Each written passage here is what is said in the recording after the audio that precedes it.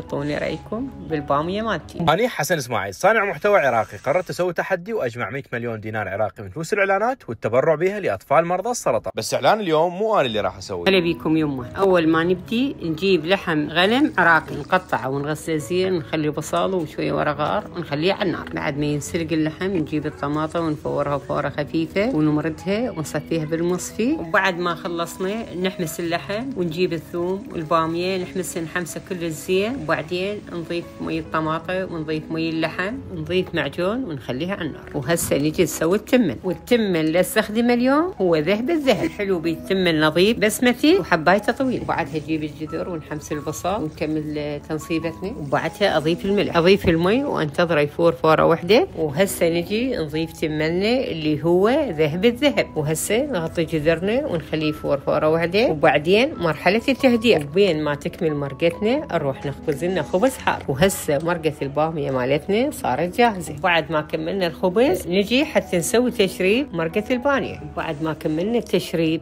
هسه نصب تمني. شوفوا لي حبايته حلوه ونثريه، طعم مالته بعد احلى واطيب. واذا تردون سووا تشريب على طريقه الجميع، انا هيك يحبوها اولادي. وهسه اريدكم تعطوني رايكم بالباميه مالتي. من هذا الاعلان حصل ابني مليونين راح يضيفها لحملته اطفال امراض السرطان. المبلغ الكلي صار 25 مليون و849 الف.